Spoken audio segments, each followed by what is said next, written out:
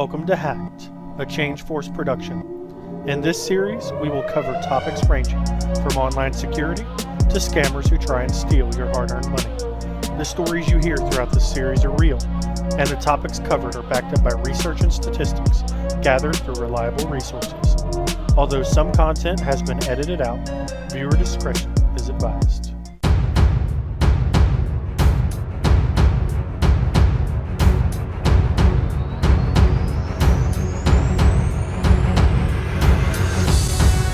Thanks for calling Architecting Support. My name is Fresher.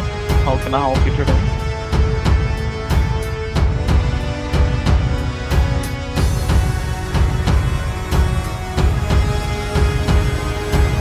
Okay. How may I help you, sir?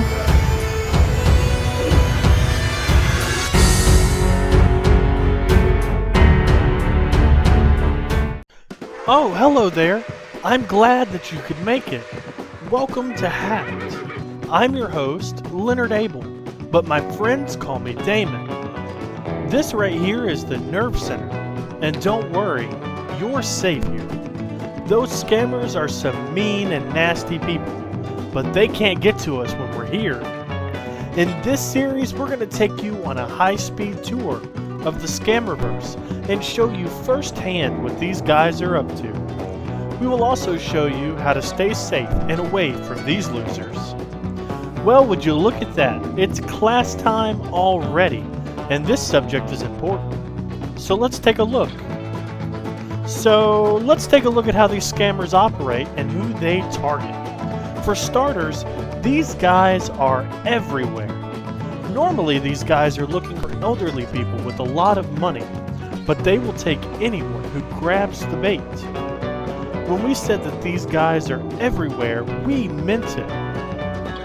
They sit in call centers and of course in their pajama pants in the comfort of their own home, spending as much time as it takes to get paid. From pretending to represent government agencies, to large companies looking for people to hire, to celebrities giving away free money, to random people that you've never met before. And while you may believe that some people are stealing our money by offering us the same thing at high prices each year, this is iPhone 11, the next generation of iPhone, and it is jam-packed with great new capabilities and an incredible new design. no name drops, but these guys take your money and give you nothing in return. We're going to have a lot of fun in this series while we waste scammers' time and do our best to get under their skin. Here at the Nerve Center, I feel right at home in my battle to eliminate scammers. But sometimes, I feel like these scammers just don't know who I am. You see, on the outside, I'm like a big teddy bear full of love and joy. But on the inside, things aren't always as they appear. On the inside, things are anything but normal. You see, I spent a lot of my life being bullied and ridiculed by my peers.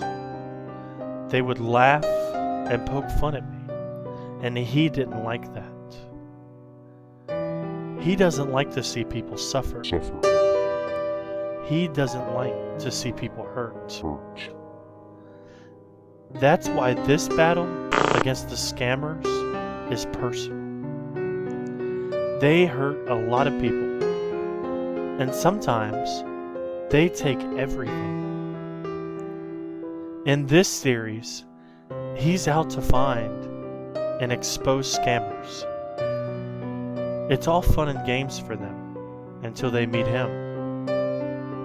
His relentless pursuit will never end until the scammers are gone.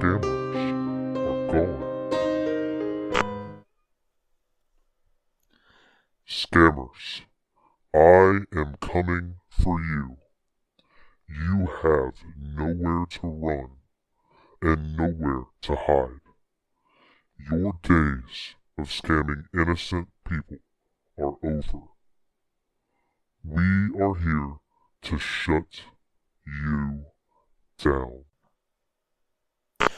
Well, what are we waiting for? Class is over. It's time to dig right in.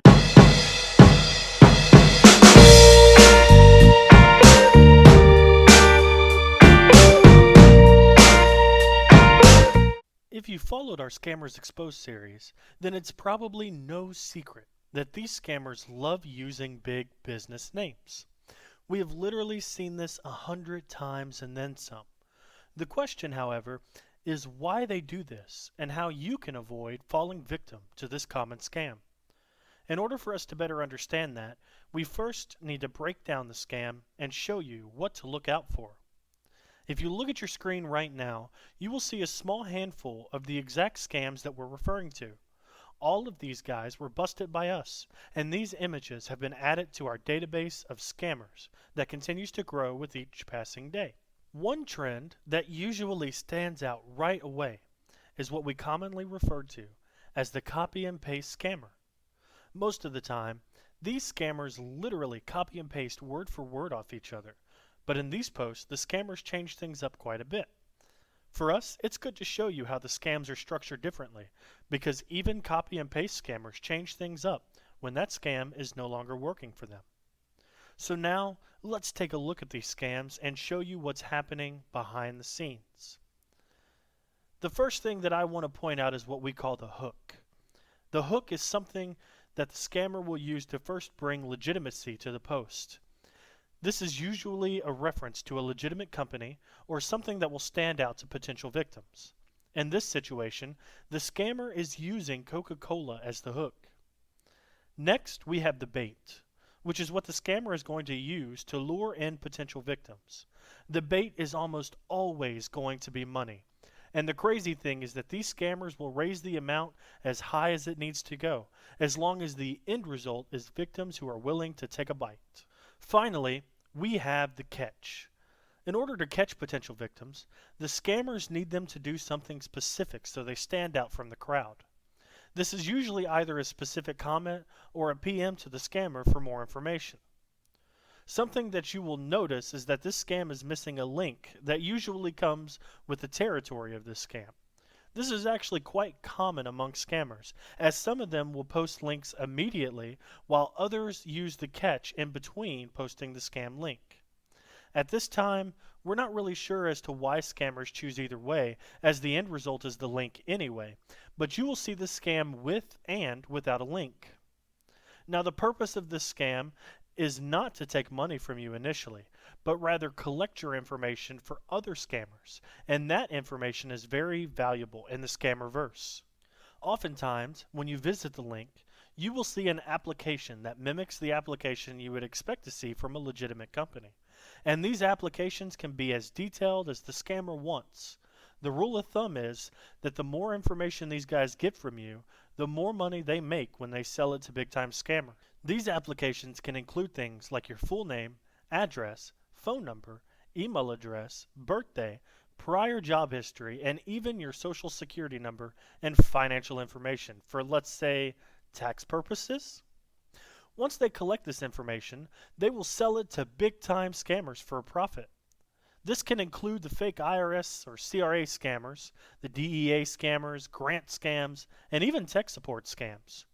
The information really benefits the scammer because knowing information about you when they call you increases the chances of you taking them seriously, and then they have the ability to steal a lot more than just your information. Avoiding this scam is actually pretty easy if you follow these tips. Only apply for jobs through the company website or through trusted sites like Indeed, Monster, etc. Scammers love using free websites and fake forms that are always linked in these kinds of posts. The websites may look pretty legitimate, since these scammers will often steal information and mimic the actual company website. It's better for you to do the searches yourself. For example, when you see a post saying that Amazon is hiring, go ahead and go to the Amazon website and take a look for yourself. No need to click on any link provided on Facebook. If you decide to click on a link in a scam, make sure that you know where that link is going to take you. Scammers will often use shortened links to hide the identity of the actual website, and they can also use a hyperlink to make the link you see appear to be legitimate when it's actually not. Make sure that you stay tuned into this episode because we're going to show you how to check those links out if you don't already know how to. Avoid responding to posts that look just like the ones that you've seen. If we're being honest, 99.99% of posts that look just like the ones you've seen so far are complete scams. So you are probably just better off ignoring them if you happen to stumble across one of them. Never give any information out through social media. Personal information is something that should always be a closely guarded secret. The rule of thumb here is if you wouldn't want the whole world to know something, don't post it on social media. I always tell people, if you wouldn't give your phone number to a complete stranger on Main Street, then you probably shouldn't post it on social media. Because even when you have your privacy settings set up right, there's no guarantee that that information won't end up in the wrong hands. Well, that was a whole bunch of information already, wouldn't you say? And I feel like it's time to call up a scammer and waste some time. Before we move on to our next topic, let's take a quick break and do just that. May I assist you? Yes, I just got a pop-up on my screen that says I have a virus and that my computer is blocked. Okay. So what were you browsing when you got this problem? Well, I was trying to log into my bank and pay my bills when I got there. Congratulations! You have failed! So it isn't possible. These kind of blockages and freezes come on the screen when you are browsing insecure websites, and when some bank websites and Google encrypted websites are totally safe. So you must have clicked on some other thing too.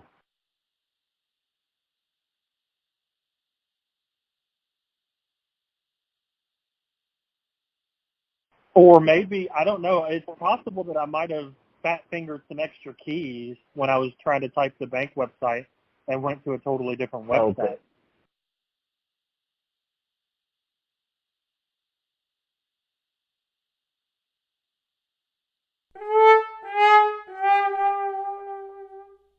Okay, no problem, sir. Do you have any antivirus in your computer? I do, but You do have. Is it showing any virus threat to your computer? I don't even think it's open. It was what came with the computer when I bought it 3 years ago. I've never opened it up before. 3 years ago. Oh, damn. Oh, well, most probably your antivirus has expired. Okay, so it is expired. Yeah. So, have you faced this problem earlier ever, or it's the first time you're facing this problem? No, it's the first time. I'm normally okay when I go to websites, but I must have done something wrong because my friend recommended that I cleaned my browser cache or whatever. So I was Yes, having you like, should. Yes, sir. You should basically use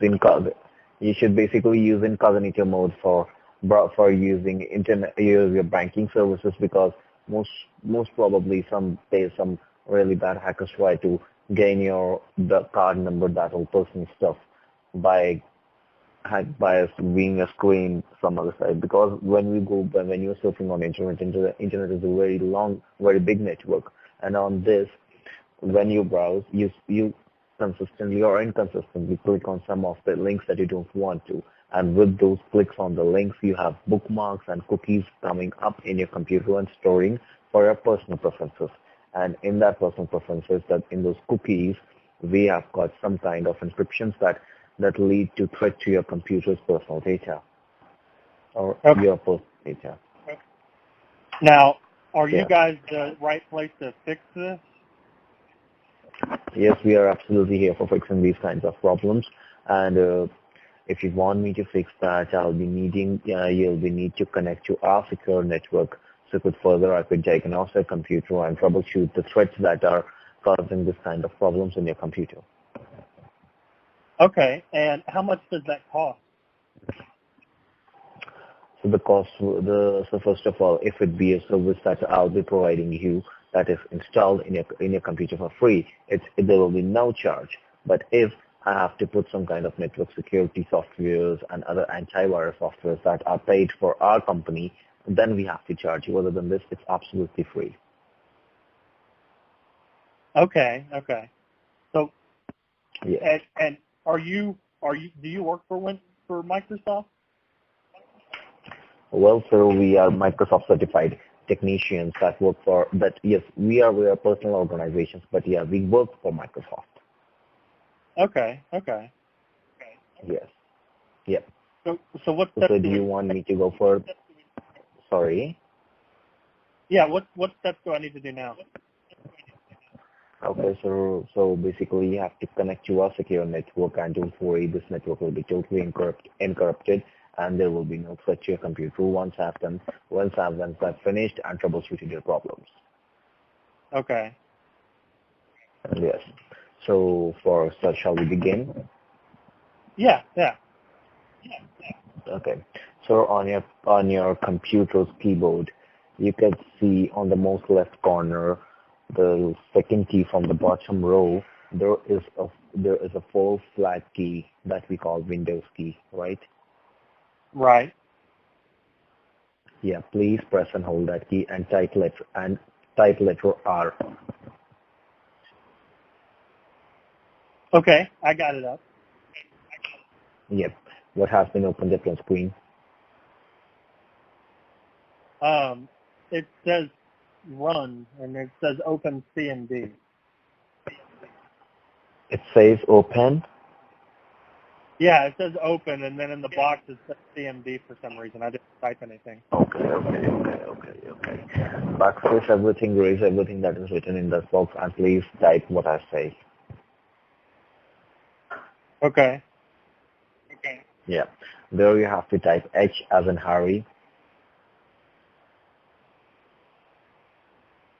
Okay. Again, H as in Harry. Okay. And then you have to give a space bar. Okay. And then you have to type the Microsoft website, that is www.microsoft.com.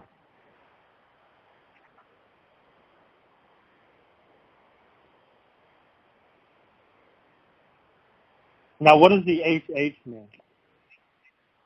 Sorry? What does the HH mean? So HH is the domain ID for Microsoft users, right? If you're, as you told me, you are using a Windows computer and you're on the Windows OS. On this, every Windows user has given a Windows domain, right? And on this Windows domain, if you have a threat on your computer, right, this web page will be available for you. But if your computer will be secure, the Microsoft Windows official web page will be on your screen. Okay. So the call that you just listened to was actually my very first live call to a scammer. This tech support scam is very common, and I was definitely not prepared. Scammers are trained to be on the lookout for key things that indicate that we are wasting their time. These fielding questions are important for the scammers because for every minute that they stay on the phone with me, that's 1 minute that they are not getting paid. During this call, I made a huge mistake by claiming that I got the pop-up when visiting my bank website, something that the scammer called me out for immediately by saying that it was impossible. I was kicking myself in the rear as soon as I said it. I knew what I was trying to say, but the execution was a big fail. I tried to recover by saying that I may have visited the wrong website, but I'm pretty sure that he was on to me at that point. I'm not quite sure why he stayed on the phone with me for so long after pretty much knowing that I was not a legitimate victim. My theory is that he was just trying to save face. I think that he had a hunch that I was wasting his time, but he wasn't quite sure, so he directed me to the Microsoft website with the ruse that going to the Microsoft site meant that my computer was perfectly fine. I believe that he did this instead of calling me out because he felt like if his hunch was wrong and I was a legitimate victim, then I would call back the next time I get a pop-up and field the questions accurately. This scammer spent a lot of time on the phone with me, and that was quite surprising given the fact that I did a horrible job. The reason why I'm including such a bad phone call in this series is because there's actually a lot of valuable information that can be gathered from a call like this. For starters, it shows firsthand how a scammer fields questions in a manner that makes him not only seem legitimate, but works at identifying people like me ahead of time. Not all phone calls are this tame, and this phone call so far has been the only phone call that I've made that does not include the scammer getting really upset. He was not very happy with this phone call.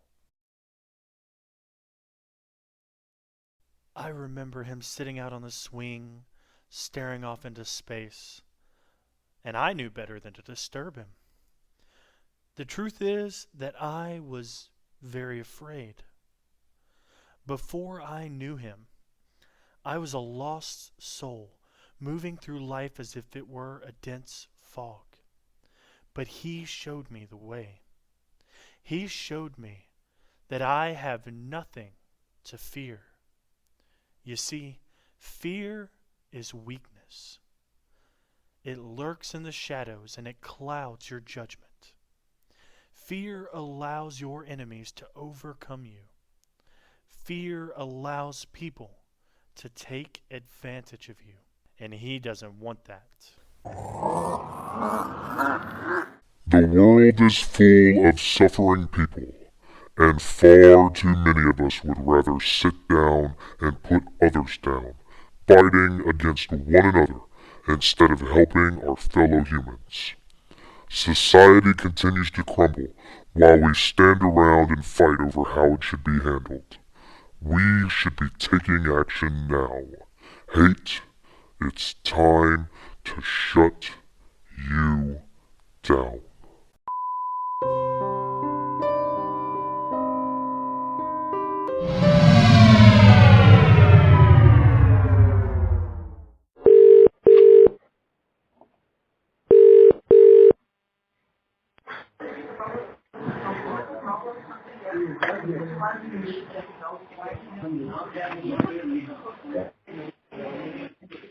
Thank you for calling. Hello. So how are you doing today? I'm doing good. How are you doing today?